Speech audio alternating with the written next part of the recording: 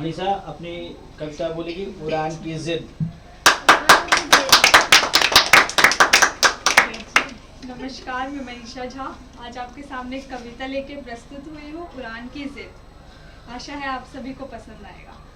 मेरी खुद की लिखी हुई कविता है। फर्स्ट टाइम मैंने ये फर्स्ट अटेम्प्ट करके, क्योंकि मेरे दिमाग में बहुत कम थॉट्स आते हैं कविता लिखने के, इसलिए मैंने ये जिंदगी में पहली बार कविता लिखी है। वाह, ये पहली बार की।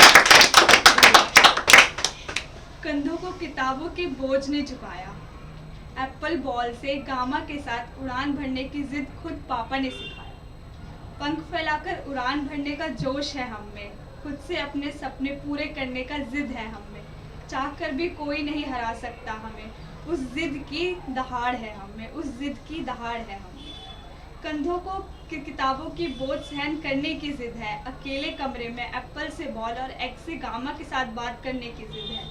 उड़ान भर के उस आसमां के सितारे को पाने की जिद है जिद है हम में, है जिद है हम में। जीतने पर साइकिल और हारने पर सीखने की जिद है हम में। उंगली पकड़कर जिसने चलना सिखाया, उस नाम को रोशन करने की जिद है हम में।